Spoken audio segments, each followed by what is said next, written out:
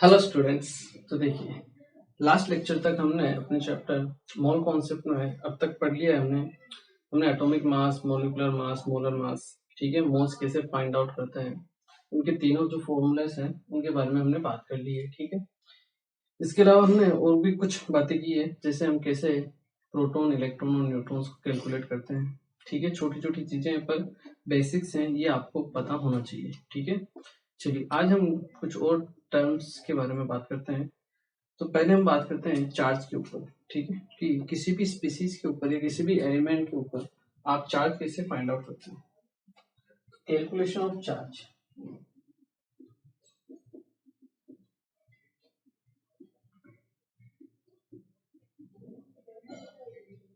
देखिए, चार्ज की अगर आपको कैलकुलेशन करनी है, मान लो आपको दिया गया है आपके सामने Al3+ है, ठीक है, Mg2+ लिखा हुआ है, O2- लिखा हुआ है, F- लिखा हुआ है। इसका मतलब अगर मैं आपको पूछूं कि एल्यूमिनियम पे कितना चार्ज है, तो आप बोलोगे +3, ठीक है, मैग्नीशियम पे +2, ऑक्सीजन पे -2, फ्लोरीन पे -1। तो देखिए, चार्ज ये आप जनरल बोल देते हो कि हाँ भाई इतना है, लेकिन ये एक्चुअल चार्ज नहीं होता है। एक्चुअल चार्ज होता है Al3+, मतलब इसके ऊपर 3 इलेक्ट्रॉन के बराबर चार्ज है। कितना? 3 इलेक्ट्रॉन के बराबर। मैग्नीशियम +2 है, इसका मतलब इसके ऊपर 2 इलेक्ट्रॉन के बराबर क्या है? चार्ज है। सेम इसी तरह ऑक्सीजन -2 है, इसके ऊपर भी 2 इलेक्ट्रॉन के बराबर क्या है? आपका चार्ज है। फ्लोरीन है, उसके ऊपर भी 1 इलेक्ट्रॉन के बराबर क्या है? चार्ज है। तो अगर आपको चार्ज निकालना है, चार्ज अगर मैं पूछूं ऑन Al3+, तो कितना होगा? 3 इलेक्ट्रॉन के हैं। 3 इलेक्ट्रॉन हम इस तरह से लिखते हैं कि यहाँ पे चार्ज कितना है, इसके ऊपर 3 इलेक्ट्रॉन का चार्ज है। और 1 इलेक्ट्रॉन पर जो चार्ज होता है, ये ध्यान रखिएगा, चार्ज ऑन 1 इलेक्ट्रॉन ये होता है आपके पास 1.6 इंटू 10⁻⁻19 कूलम। चार्ज की यूनिट होती है, आप फिजिक्स में भी पढ़ते हो इसे, या तो पढ़ा होगा और नहीं पढ़ा होगा तो आप पढ़ लोगे, ठीक है ना, कोई दिक्कत नहीं उसमें। 1 इलेक्ट्रॉन पे जो चार्ज होता है वो होता है 1.6 इंटू 10⁻⁻19 कूलम के बराबर। और आपके पास यहाँ कितना चार्ज है एल्यूमिनियम पर? +3, मतलब 3 इलेक्ट्रॉन के बराबर चार्ज है। तो चार्ज अगर हम बात करें एल्यूमिनियम पर, चार्ज ऑन Al3+, लिटरल कितना होगा? 3 इंटू 1.6 इंटू 10⁻⁻19 कूलम। कूलम को हम C से रिप्रेजेंट करते हैं, ठीक है ना। तो इस तरह से आपको क्या देना है? आंसर देना है। कभी नॉर्मल पूछ लिया जाए कभी क्वेश्चन में कि भाई कितना चार्ज है, तो आप ढूंढते रहोगे कि 3 इलेक्ट्रॉन के बराबर, जबकि ऑप्शन में आपको मिलेगा ही नहीं। ऑप्शन में आपको इस तरह से मिलेगा कूलम के फॉर्म में, तो फिर आपको निकालना कूलम के फॉर्म में ही पड़ेगा, ठीक है। मैग्नीशियम पे पूछ लेंगे कितना चार्ज है, तो 2 इंटू 1.6 इंटू 10⁻⁻19 कूलम, ठीक है। ऑक्सीजन का पूछ लोगे तो भी कितना होगा? 2 इलेक्ट्रॉन के बराबर चार्ज है, 2 इंटू 1.6 इंटू 10⁻⁻19 कूलम भी रहेगा। प्लस माइनस से कोई लेना देना नहीं है, क्लियर है।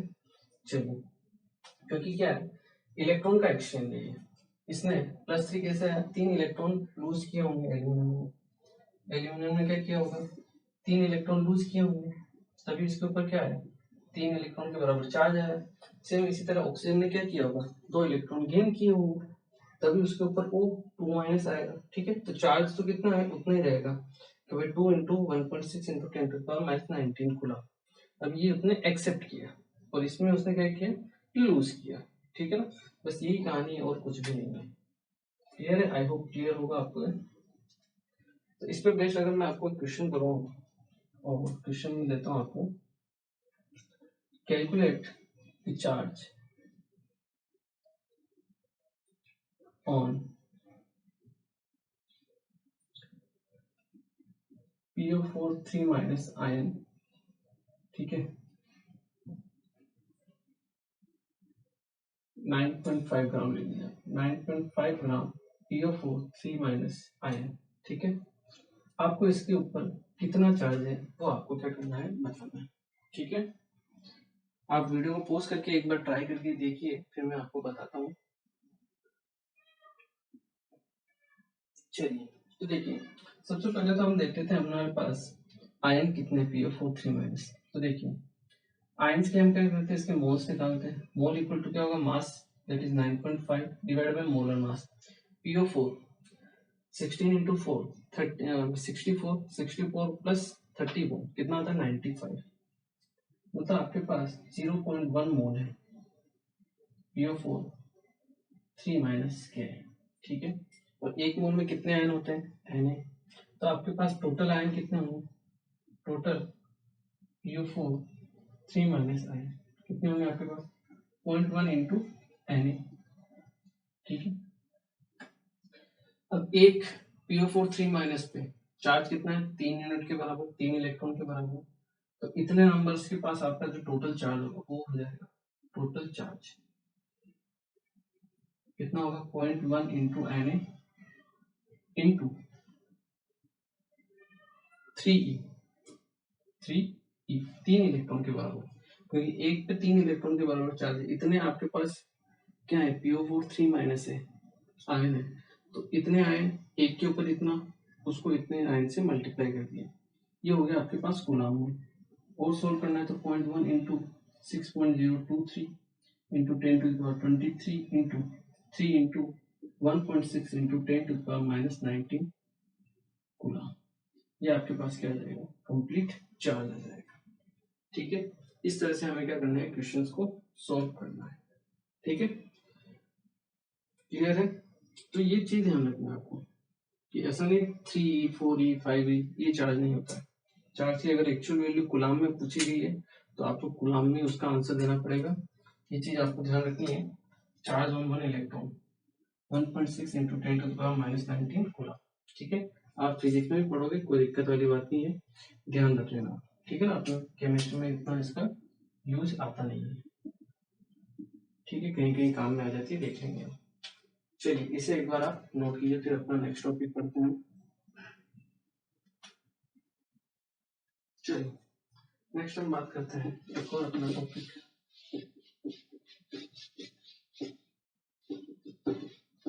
देखिए सब ये सब जितने भी टॉपिक्स रहते हैं सब छोटे छोटे टॉपिक्स ही रहते हैं, ठीक है ना। और ये अपने आप आके आपके यूज में आते जाते हैं, ठीक है ना।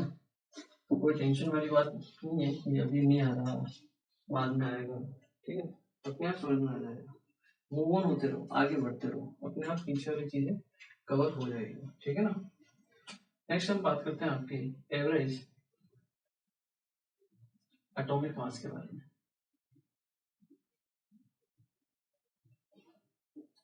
एवरेज एटॉमिक मास के बारे में, ठीक है। तो देखिए एवरेज एटॉमिक मास क्या होता है। अगर हम बात करें कोई भी एलिमेंट, बहुत सारे एलिमेंट्स आपके ऐसे होते हैं जो नेचर में आइसोटोप्स के फॉर्म में क्या रहते हैं, एग्जिस्ट करते हैं। जैसे कार्बन, कार्बन 3 फॉर्म में आपके 6C12 6C13 और आपका 6C14 3 आइसोटोप के फॉर्म में क्या रहता है, नेचर में एग्जिस्ट करता है, ठीक है। इसमें से सबसे मैक्सिमम होता है आपका अराउंड 99% आपका कौन सा रहता है, ये 12 वाला रहता है, ठीक है। उसके बाद कुछ पॉइंट्स में आपके ये 13 और 14 वाले रहेंगे, ठीक है ना। तो देखिए जब हमारा पूरा 100% कार्बन 12 वाला नहीं है, उसमें 13 और 14 मिक्स है, तो हम ये नहीं कह सकते कि कार्बन का जो एटॉमिक मास है वो एग्जैक्ट 12 है, बिल्कुल गलत होगा वो, ठीक है। क्योंकि उसमें 13 वाला भी कुछ पोर्शन है और 14 वाला भी कुछ पोर्शन। तो आपका जो एटॉमिक मास होगा वो 12 से क्या होगा, ज्यादा होगा कुछ ना कुछ, ठीक है। ये डिपेंड करता है इनकी परसेंटेज के ऊपर कि भैया ये कितने परसेंटेज में अवेलेबल होते हैं। इसको हम बोलते हैं परसेंटेज अबंडेंस, परसेंटेज अबंडेंस, ठीक है। या फिर इनको मोल्स बोल सकते हैं। तो जैसे ये मान लो 99.1% है, ठीक है। ये लगभग मान लीजिए आप 0.05 या 0.5% है, तो ये बचेगा 0.4%। ये मैं एवरेज ले रहा हूँ, ठीक है। एग्जैक्ट तो इसी के पास ही रहती है, एग्जैक्ट नहीं है ये, बट हाँ 99 पॉइंट समथिंग तो आपका कार्बन 12 ही रहता है, बचा हुआ 1% में ये दोनों आपके इंक्लूड होते हैं, ठीक है ना।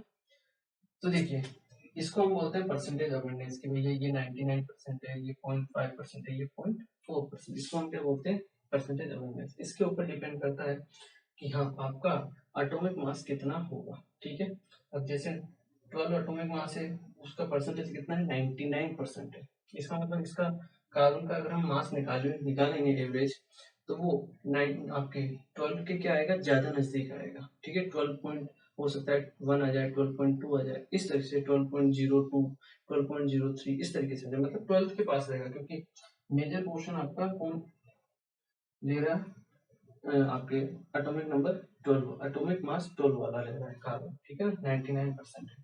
ठीक है, इसको हम बोलते हैं परसेंटेज अबंडेंस। इसके अलावा जैसे क्लोरीन होता है आपका, क्लोरीन का अगर हम बात करें तो क्लोरीन भी जो है आपका 17 क्लोरीन 35 और 17 क्लोरीन 37 दो आइसोटोप्स की फॉर्म में एग्जिस्ट करता है। आइसोटोप क्या होता है, जिनका एटॉमिक नंबर तो सेम होता है, एटॉमिक मास क्या होता है, डिफरेंट डिफरेंट होता है। ठीक है, तो इसमें 35 परसेंटेज अबंडेंस यहाँ अगर हम देखें तो अराउंड 75% तो आपका क्या होता है, 35 की फॉर्म में एग्जिस्ट करता है क्लोरीन 35, और 25% आपका क्या है, एटॉमिक मास 37 की फॉर्म में क्या करता है, एग्जिस्ट करता है। इसलिए इनका जब हम एवरेज मास निकालते हैं तब वो क्लोरीन का क्या निकालते हैं, एवरेज मास निकाला जाता है। ठीक है ना, उसमें इसका भी मास इंक्लूड रहता है और इसका भी इंक्लूड रहता है। तो वो हम कैसे निकालते हैं उसके बारे में हम बात कर लेते हैं। फॉर्मूला है, सिंपल सा है, कोई दिक्कत वाली बात नहीं है। अगर आपको जैसे कोई भी स्पीसीज दी हुई हो, ZXM, ठीक है, Z एटॉमिक नंबर हो गया, M क्या हो गया, उसका एटॉमिक मास हो गया। ठीक है, ये दो फॉर्म में मान लो एग्जिस्ट करता है। ठीक है, ZXM1 और ZXM2, एटॉमिक नंबर सेम रहेगा, आइसोटोप में मोलर मास क्या होगा आपका, एटॉमिक मास डिफरेंट डिफरेंट हो जाएगा। ठीक है, इनकी परसेंटेज अबंडेंस अगर हम देखें, ठीक है, तो इसकी आपके पास है A और इसकी परसेंटेज अबंडेंस है आपके पास B। इसको आप इस तरह से लिखिए, परसेंटेज अबंडेंस है ये A और इसकी है आपके पास B। ठीक है, और इसका तो मोलर मास क्या हो गया आपके पास, मोलर मास मतलब इस एटॉमिक मास अगर हम बात करें तो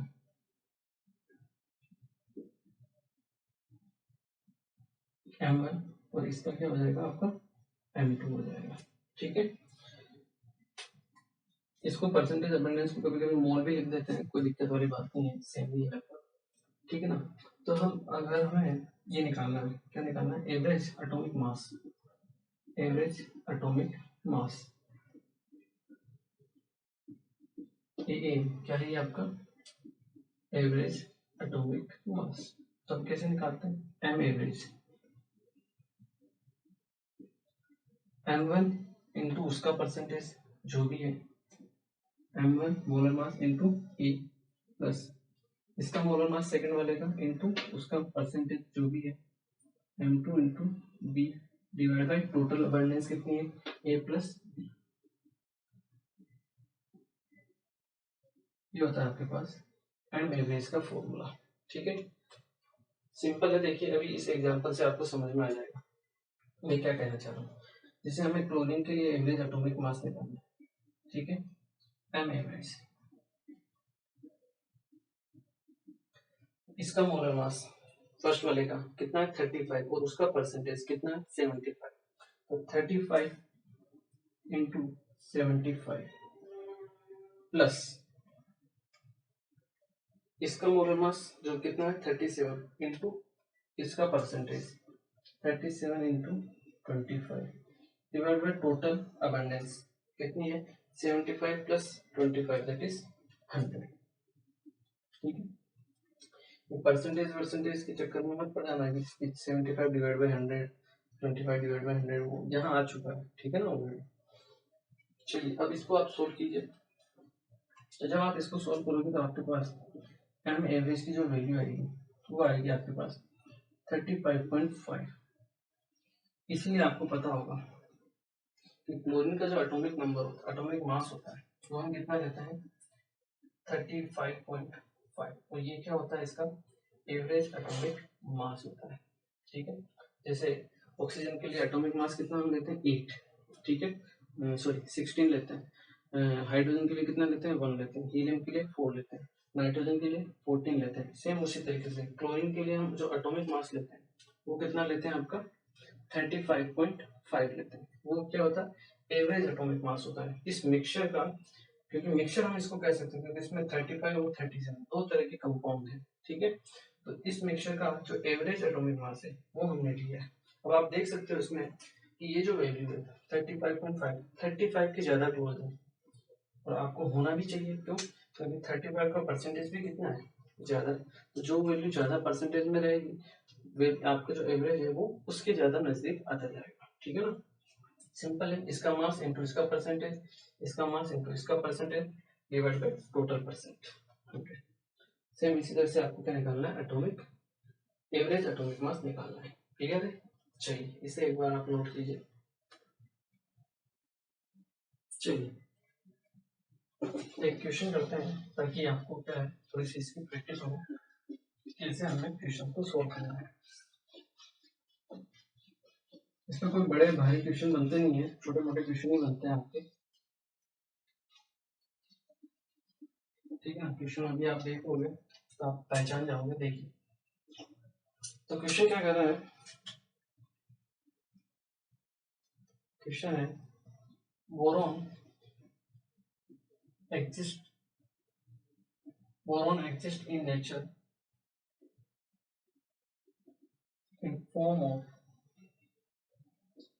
B10 and B11, ठीक है। जो आपका बोरोन है वो B10 और B11 दो आइसोटोप के फॉर्म में क्या करता है एग्जिस्ट करता है। If atomic mass of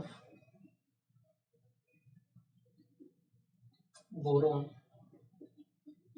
is 10.8 AMU, ठीक है। आपको बोरोन का एटॉमिक मास दिया है कितना 10.8 AMU, ठीक है। अब आपको क्या निकालना है, calculate the mole percent of B10 and B11 in the mixture, ठीक है। मोल परसेंटेज मतलब मैंने आपको बताया वही परसेंटेज अवेयरनेस आपको बताएंगे कि कौन कितना परसेंट रहेगा, एक x%, दूसरा y%, इस तरीके से आपको बताना है, ठीक है। तो कौन कितना परसेंटेज बताएगा, परसेंटेज अवेयरनेस इस बार आपको बतानी है, मतलब ए और बी की वैल्यू आपको बतानी है, ठीक है। और एवरेज आपको दिया गया है, ठीक है। लास्ट में हमने क्या किया था एवरेज फाइंड आउट किया था, जबकि हमें परसेंटेज बताते क्लोरीन के केस में। अब हमें परसेंटेज पूछा गया है और एवरेज दिया हुआ है, ठीक है। आई होप आप कर लोगे। एक बार वीडियो को पॉज करके ट्राई कीजिए, फिर हम सोल्व करते हैं। चलिए देखिए सोल्व करते हैं हम। देखिए अगर मैं बोलता हूँ वीडियो को पॉज करना है तो फिर पॉज करना है, ठीक है ना, और सोल्व करना है। जब सोल्व करोगे तभी तो आपकी क्या होगी प्रैक्टिस होगी, अदरवाइज आपकी प्रैक्टिस होने वाली नहीं। अगर आप सोचो कि हम ऐसे ही देख लें कौन सोल्व करेगा, ठीक है, तो फिर चैप्टर आपसे आगे नहीं बढ़ेगा, ठीक है ना, आप वहीं के वहीं रह जाओगे ना, आपसे आने वाले क्वेश्चंस बनेंगे, ठीक है ना, चैप्टर और टफ से टफ होता जाएगा। इसलिए अगर बोलता हूँ पोज करना है तो पोज करना है, ठीक है। हो सकता है सब में नहीं होंगे क्वेश्चन, लेकिन क्वेश्चन धीरे धीरे करने से ही बनते हैं, ठीक है ना। जैसे जैसे आप क्वेश्चंस करोगे आपसे धीरे धीरे क्वेश्चन बनना स्टार्ट हो जाएंगे। पहले प्रैक्टिस कीजिए आप, ठीक है, कोशिश कीजिए कि हाँ चलिए गलत तो करें, कोई दिक्कत नहीं, गलत कर करके ही सीखा जाता है, ठीक है ना। चलिए देखिए इसका मोल परसेंटेज मानना है आपने, इसका हमने x मान लिया, ठीक है, और इसका हो सकता है किसी ने y माना हो, ठीक है। तो फिर दो वेरिएबल हो जाते हैं आपके पास x और y। तो इसी तरीके से जब भी आपको परसेंटेज का क्वेश्चन आए तो एक को x मान लीजिए, दूसरे को क्या मानना है आपको 100 माइनस x, ठीक है, क्योंकि ओवरऑल तो 100% ही रहेगा। अगर आपने एक को x मान लिया तो दूसरे को 100 माइनस x मान लिया, तो एक वेरिएबल आपके पास कम हो जाएगा, ठीक है। चलिए अब आपको क्या निकालना है एवरेज, ये आपको दिया ही हुआ है। तो अगर हम निकालें एवरेज एटॉमिक मास कितना है 10.8, it will be equal to 10 into इसका percentage 10 into x 10x plus 11 into इसका percentage 11 into 100 minus x divide by total. Total कितना है आपके पास, दोनों का एडिशन दैट इज 100। क्लियर? चलिए इसको हमने यहाँ मल्टीप्लाई किया, ये आया आपके पास 1080, ठीक है, इक्वल टू 10x प्लस ये आएगा आपके पास 1100 माइनस 11x, ठीक है। तो 10x और इधर माइनस तो 10x बचेगा और 10x इस तरफ आया, 10x तो 10x कैंसिल, एक x बचेगा, इस तरफ आएगा तो प्लस x इक्वल टू ये इसको इस तरफ ले लो तो 1100 माइनस 1080 दैट इज 20। तो आपके पास a जो B10 है वो कितना है 20% है, बचा हुआ ये कितना रहेगा 80%। और क्वेश्चन में दिख भी रहा है कि जो आपका एवरेज है वो कितना है 10.8 है, और 10.8 किसके ज्यादा नजदीक है 11 के ज्यादा नजदीक है, मतलब 11 का परसेंटेज क्या होगा ज्यादा होगा, दिख भी रहा है 80% है, ठीक है। इसी टाइप के क्वेश्चन बनते हैं। लास्ट में हमको एवरेज दिया था, मतलब परसेंटेज दिए थे, हमने एवरेज निकाला था, इस बार एवरेज दिया है परसेंटेज पूछ लिया, बस दो ही वेराइटी के क्वेश्चन इसमें बनते हैं, ठीक है। चलिए इसे एक बार नोट कीजिए, फिर हम अपना नेक्स्ट टॉपिक पढ़ते हैं। चलिए नेक्स्ट हम बात करते हैं आपके, जैसे कि हमने एवरेज एटॉमिक मास निकाला, वैसे ही हम क्या निकाल सकते हैं एवरेज मोलर मास।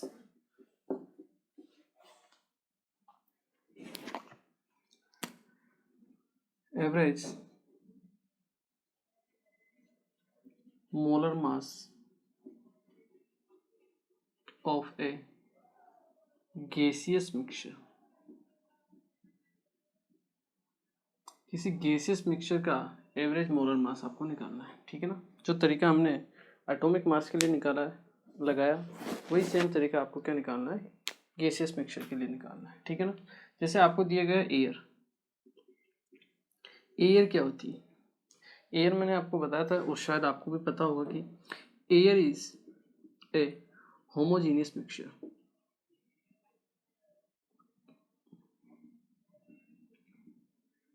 एयर क्या होती है, एक होमोजीनियस मिक्सचर होती है, ठीक है। एयर में आपके पास O2 भी प्रेजेंट होती है, N2 भी प्रेजेंट होती है, Cl2 भी प्रेजेंट होती है, H2 भी प्रेजेंट होती है, SO2 भी प्रेजेंट होती है, SO3 भी प्रेजेंट होती है, मतलब सारी गैसें आपके पास क्या रहेगी अवेलेबल रहेगी। होमोजीनियस मिक्सचर होता है, यहाँ की एयर लूँ या यहाँ की एयर लूँ, दोनों में जो आपको कंपोजिशन मिलेगा वो क्या मिलेगा सेम मिलेगा, ठीक है ना। तो एयर जो होती है वो क्या होती है आपकी एक होमोजीनियस मिक्सचर होती है, पहली बात तो ये। दूसरी बात, अगर हमें निकालना है एवरेज मोलर मास, क्या निकालना है एवरेज मोलर मास अगर आपको निकालना है तो देखिए मोल इक्वल टू क्या होता है मास अपॉन मोलर मास, तो मोलर मास इक्वल टू क्या होगा मास अपॉन आपका मोल, ठीक है। तो हम एवरेज मोलर मास को कैसे निकाल सकते हैं, टोटल मास ऑफ सब्सटेंस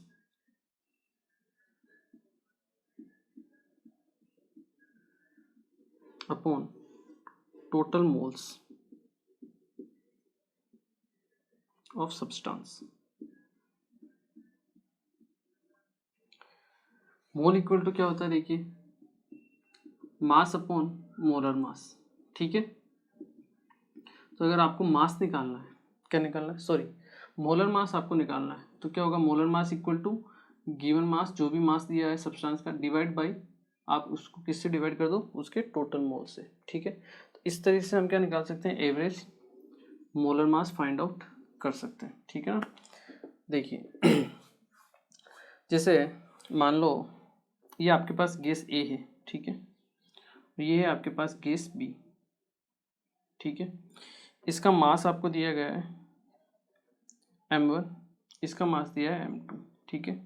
इसका मोल आपको दिया गया है n1 और इसके मोल्स दिए हैं आपको n2, ठीक है। तो अगर हम बात करें एवरेज मोलर मास की, एवरेज मोलर मास, तो क्या होगा टोटल मास, यहाँ से हम मास निकाल सकते हैं अगर ये आपको सॉरी मोलर मास है ये, ठीक है ना, मोलर मास है m1 और मोलर मास है m2, ठीक है। तो अगर आपको एवरेज मोलर मास यहाँ से आपको निकालना है तो क्या ये आप यहाँ से हमने क्या फॉर्मूला बनाया टोटल मास, मास निकाल सकते हो आप यहाँ से, मास इक्वल टू क्या होगा, mole into molar mass, mole into molar mass that is m1 into n1। यहाँ के लिए मास होगा m2 इंटू n2, ठीक है। तो एवरेज मोलर मास आपका क्या होगा, total mass m1 n1 plus m2 n2 divide by total moles कितने हैं, n1 प्लस n2।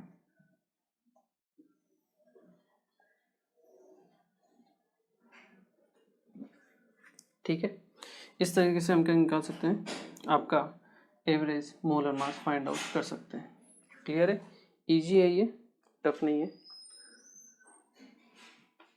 ठीक है ना, बिल्कुल इजी है, आप आसानी से इसको क्या कर सकते हो, एवरेज मोलर मास बराबर टोटल मास, ये याद रखो, ये आपको याद है ना, बात खत्म। इसको पहले याद भी नहीं रखो तो कोई दिक्कत नहीं, यहाँ से निकाल लो। आपको मोलर मास निकालना, आपको मास निकालना है, क्या होगा, mass equal to average molar mass आपको निकालना है, तो गिवन मास जो भी मास है, टोटल मास आपको निकालना है डिवाइड बाय टोटल मास। ठीक है, ये क्या हो जाएगा आपके W total upon N total, ठीक है, total weight upon total moles. ठीक है, एक क्वेश्चन करते हैं, देखिए आपको फिर उस पर समझ में आएगा, इसको एक बार आप नोट कर लीजिए, फिर एक क्वेश्चन करते हैं। चलिए,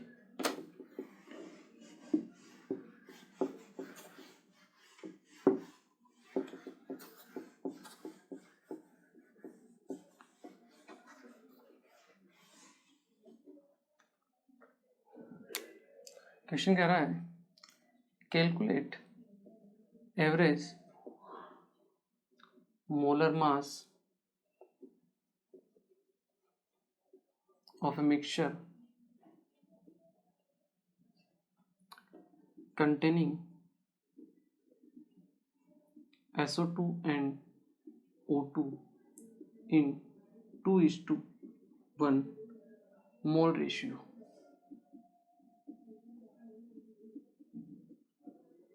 ठीक है, आपको क्या करना है, कैलकुलेट करना है एवरेज मोलर मास, ठीक है, मिक्सचर का जिसमें SO2 और O2 है 2:1 मोल रेशियो में। ठीक है, वीडियो को पॉज करके ट्राई कीजिए, फिर मैं आपको सॉल्व करके बताता हूँ। चलिए देखिए,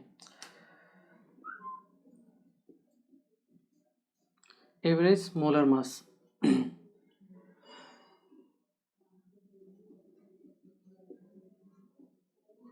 एवरेज मोलर मास जो होता है आपके पास, एवरेज मोलर मास क्या होता है हमने अभी बताया, total mass W total divide by total moles. ठीक है, आपको SO2 और O2 का क्या दिया हुआ है, मोल रेशियो दिया हुआ है। ये आपका मिक्सचर है जिसमें आपके पास SO2 प्रेजेंट है और क्या प्रेजेंट है, O2 प्रेजेंट है, और इनका मोल रेशियो आपको दिया गया है। मोल रेशियो कितना दिया है, 2:1। तो जो मोल रेशियो दिया है उसी को आप क्या मान लो, मोल्स मान लो। ठीक है, और इसका अगर हम मास देखें, मोलर मास, SO2 का मोलर मास कितना होता है, 32 + 32 64, और ये होता है आपका 32। क्लियर है, फॉर्मूला है आपके पास, अप्लाई कर लीजिए। टोटल वेट आपको निकालना है। ठीक है, क्या होगा, वेट कैसे निकालते हैं हम, मोलर मास इंटू मोल से मल्टीप्लाई करके, तो 2 × 64 इसका SO2 का मास हो जाएगा, इसका मास निकालना है 1 मोल इंटू इसका molar mass 32 divide by total moles कितने हैं, 2 + 1 दैट इज 3। इसको आप सोल्व कर लीजिए, कितना आएगा ये आपके पास, 128 + 32 डिवाइड बाई 3, ये 160 डिवाइड बाई 3 आ जाएगा आपके पास। ठीक है, तो टोटल आपके पास मोलर मास आ गया, एवरेज मोलर मास। इस तरीके से आपको क्या निकालना है, मतलब क्वेश्चन को सोल्व करना है। ठीक है ना, जो मोल रेशियो दिया है उसी को हमने क्या मान लिया, मोल मान लिया। ठीक है ना, क्योंकि एक्चुअल मोल मान लो 4 है और इसके 2 है, तभी तो रेशियो 2:1 आया है। तो आप इसको 2:1 लिखो, या फिर मैं इसको 4 और इसको 2 लिखूँ, तो अभी आंसर आपका आना वही है, क्योंकि 4 + 2 करूँगा तो नीचे फिर 3 की जगह मुझे क्या लेना पड़ेगा, 6 लेना पड़ेगा। ठीक है ना, तो मोल रेशियोज को आप क्या कंसिडर करो, मोल कंसिडर करो, और उससे ही आपको क्वेश्चंस को सोल्व करना है। ठीक है, चलिए इसे नोट कीजिए, फिर एक क्वेश्चन और करते हैं।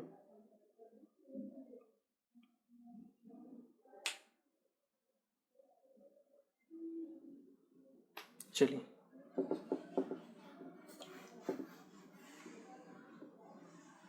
तो एवरेज मोलर मास, ठीक हो, इसको हम शॉर्ट फॉर्म में एम एवरेज भी बोलते हैं, ठीक है, क्या बोलते हैं, M average, average molar mass, ठीक है। एक और क्वेश्चन करते हैं, calculate M average for the mixture containing O3 and O2 in 2:1 mass ratio।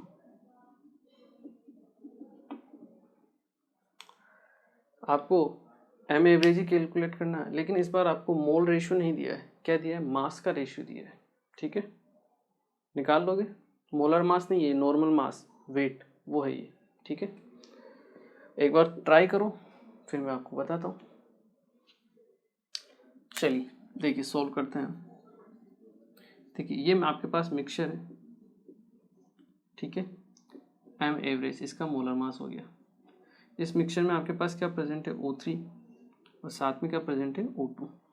अब क्या है, इसमें आपको मास रेशियो दिया हुआ है, तो मास रेशियो को हमें किस में कन्वर्ट करना पड़ेगा, मोल रेशियो में कन्वर्ट करना पड़ेगा। मास रेशियो दिया है 2:1, ठीक है, हमें इसको कन्वर्ट करना पड़ेगा मोल रेशियो में, मोल रेशियो में।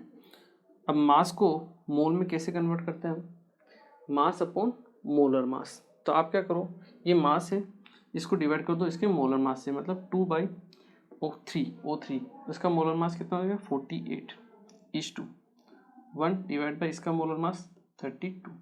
तो आपके पास रेशियो क्या आ गया, 2/48:1/32। क्लियर है, 16 से कैंसिल हो जाएगा 2 टाइम्स, ये 16 से कैंसिल हो जाएगा 3 टाइम्स, कितना आया 2/3:1/2।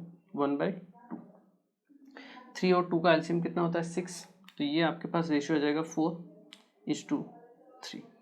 आई होप ये क्लियर होगा कैसे आया, ये थोड़ी सी मैथ्स है और मुझे लगता है कि ये मैथ्स आपको आनी चाहिए, ठीक है ना, क्लियर है, इसमें कुछ भी नहीं है जो मेरे समझाने लायक हो, ये मैथ्स है, सिंपल मैथ्स है, आपको आनी चाहिए, ठीक है। तो यहाँ से हमने क्या निकाल लिया, मोल रेशियो निकाल लिया, दैट्स इट। आपके पास एम एवरेज का फॉर्मूला है,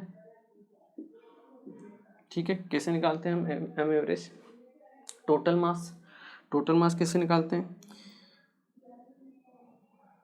इसका मोल इंटू इसका मोलर मास। तो ये इसका मोल रेशियो हमारे पास आ गया 4 इंटू इसका मोलर मास कितना है 48, तो 4 इंटू 48 प्लस इसका मास निकालना है, तो इसके मोल इंटू इसका मोलर मास, तो 3 into 32 divide by total moles कितने हो गए आपके पास 4 + 3 दैट इज 7। बस इसको आप सोल्व कर लीजिए, आई होप ये आप लोग सोल्व कर लोगे, ठीक है, मेरा ऐसा मानना है। क्लियर है, हर चीज़ में नहीं करूँगा, आपको भी थोड़ा बहुत पेन उठाना पड़ेगा, क्लियर है, कुछ नहीं, ईजी है, हो जाएगा, क्लियर है। तो जो भी वैल्यू आएगी वो आपके पास क्या आएगा, एम एवरेज आएगा, ठीक है। तो इस तरह के क्वेश्चन आ सकते हैं जहाँ पे आपको डायरेक्ट मोल रेशियो दे दे तो अच्छी बात है, लेकिन अगर मास रेशियो दे दे तो आपको उसको किस में कन्वर्ट करना पड़ेगा, मोल रेशियो में, डिवाइड बाई मोलर मास करके, ठीक है, इस तरह से आप क्लियर है। चलिए इसे एक बार आप नोट कीजिए।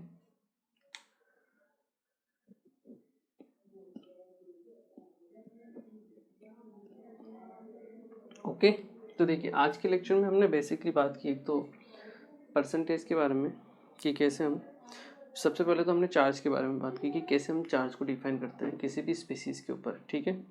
तो अब तक जो बोलते आ रहे थे कि +3 +2 यूनिट का चार्ज है वो ठीक है, वो सही है, बट अगर वैल्यू कूलम्ब्स में दी हुई है तो 1 इलेक्ट्रॉन पे चार्ज होता है आपका 1.6 × 10⁻⁻19 कूलम्ब, उसको कंसिडर करके चलना है आपको, ठीक है ना।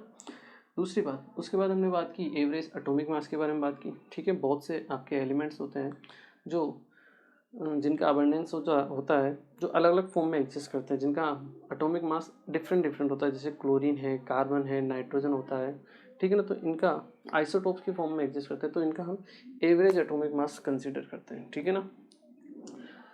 तो उसको हम कैसे कैलकुलेट करते हैं उसके बारे में बात की, और सेम उसी तरीके को अप्लाई किया है कहाँ पर, एवरेज मोलर मास में, ठीक है ना। सेम तरीका है वही, आपका एम एवरेज निकालते हैं total mass divide by total moles. अब टोटल मास कैसे निकालते हैं, फॉर्मूला है मोल इंटू मोलर मास, ठीक है। तो भाई इसका मोल निकाल लिया भाई 4 मोल है, इसका मास मोलर मास निकाल लिया 48 है, प्लस इसका मोल इसका मोलर मास, तो ये आ गया आपके पास, ये मिक्सचर है उसका total mass divide by total mole 4 + 3 7, ठीक है। तो इस टाइप के छोटे छोटे क्वेश्चंस आपसे बन सकते हैं, क्लियर है। चलिए आज के लेक्चर को हम यहीं फिनिश करते हैं, आप क्या कीजिए तब तक जो पढ़ाया गया है उसकी अच्छे से प्रैक्टिस कीजिए, पुरानी जो भी चीज़ें हैं उसको एक बार फिर से पढ़िए, ठीक है। चलिए मिलते हैं फिर अपने नेक्स्ट लेक्चर में, थैंक यू वेरी मच।